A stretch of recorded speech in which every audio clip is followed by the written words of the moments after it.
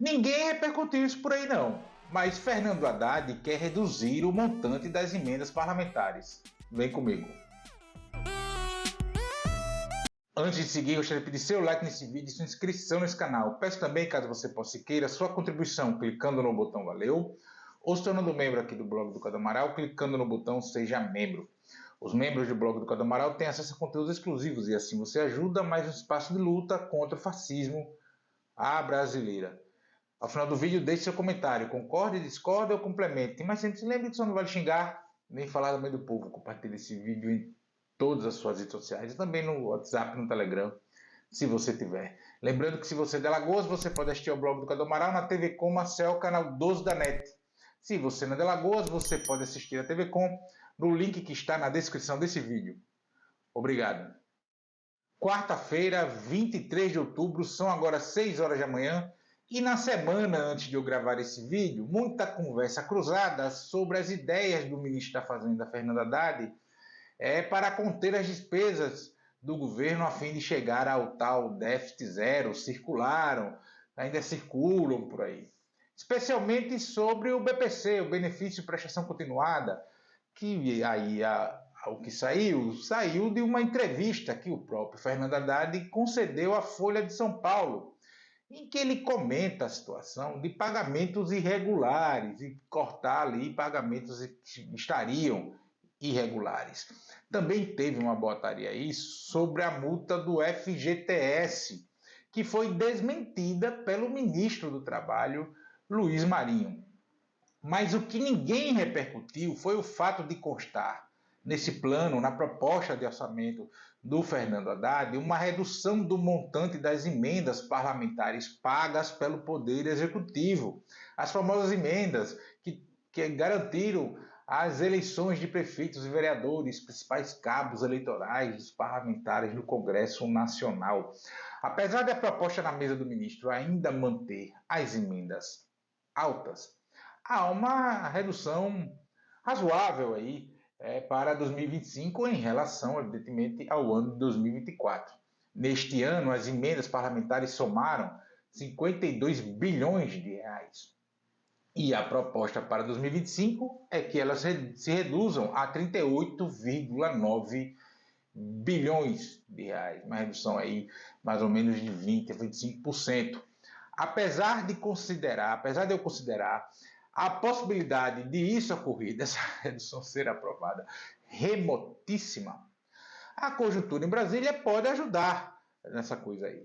As emendas, os pagamentos das emendas, as emendas estão paradas e, consequentemente, o orçamento não é votado por decisão judicial até que o Congresso Nacional aprove regras de transparência e de finalidade, especialmente para as emendas PIX, que deram lugar ao tal orçamento secreto. Inclusive, enquanto eu gravo esse vídeo, sai a informação de que há já uma proposta formulada e que os poderes, o Poder Executivo, as duas casas do Congresso Nacional e o STF vão sentar aí para ver qual é a proposta, enfim, que coloca transparência em Brasília da destinação e o recebimento às prefeituras precisam da transparência também, as PICs seriam voltadas para obras inacabadas e para a área de saúde, enfim, a proposta está na mesa aí, vamos ver o que é que sai disso.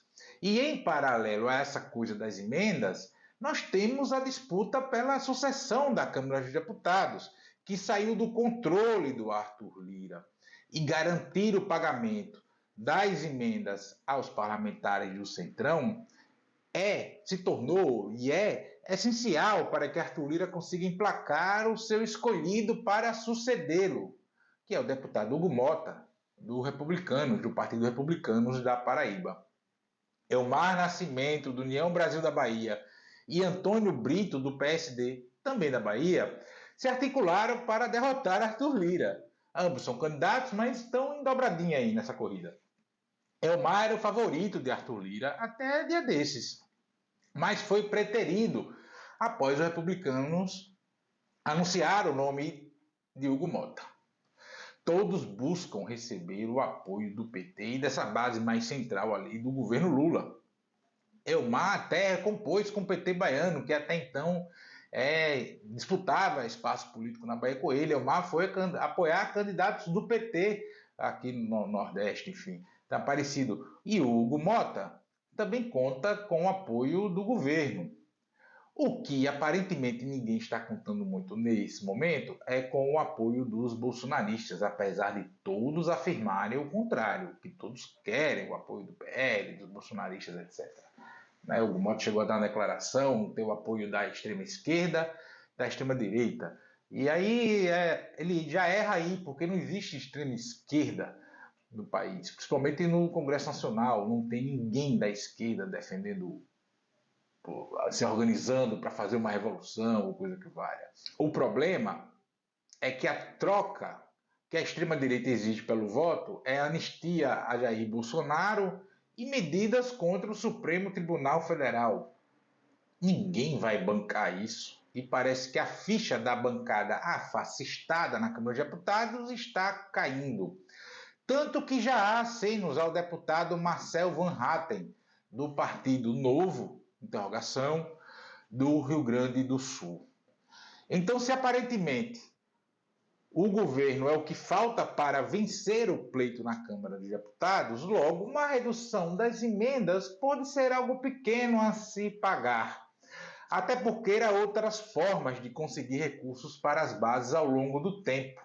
E também ainda haverá o ano de 2026, mesmo ali que tudo tem que ser pago até o começo do segundo semestre, por conta das eleições. E aí fica esse ano 2025 para o novo presidente da casa ganhar a confiança dos poderes, dos pares, construir mais na política ali, vai furando os pingadinhos para dar aquele complemento no orçamento, caso os caras topem fazer a redução das emendas. Pensemos como aqueles caras lá, pô, que mal há perder uns trocados agora e ganhar o comando de uma casa legislativa com todas as benesses políticas que isso dá. Por benesses, entenda poder que isso dá. E que dará condições, né, darão condições de receber esse que falta de volta, mais adiante, às vezes até mais, porque aí mete para 2026, ano eleitoral, o valor ainda acima dos 52 bilhões de 2024. Agora, outro ponto que a gente precisa ficar atento, gente, é que o tal arcabouço fiscal, primeiro de tudo, é sim ruim. Mas foi essa medida que garantiu o aumento do salário mínimo, a volta do Bolsa Família e do programa Minha Casa Minha Vida, após Lula assumir a presidência da República. Foi o arcabouço que garantiu até o aumento do BPC durante o governo Lula. Aumentou muito o BPC durante o governo Lula. Mesmo ruim, o arcabouço fiscal é melhor que o teto de gastos do vampirão Michel Temer, que seria renovado automaticamente não fosse esse acordo feito entre o governo Lula, ainda no período de transição, com o parlamento brasileiro, que conta aí com a influência política na sociedade, da conjuntura da sociedade e da elite, dos donos do poder real no país. O arcabouço fiscal ele é fruto da correlação de forças em Brasília e tem por base uma formulação política, macroeconômica, mais geral, uma visão de Estado, sejamos francos, sim, dos rentistas.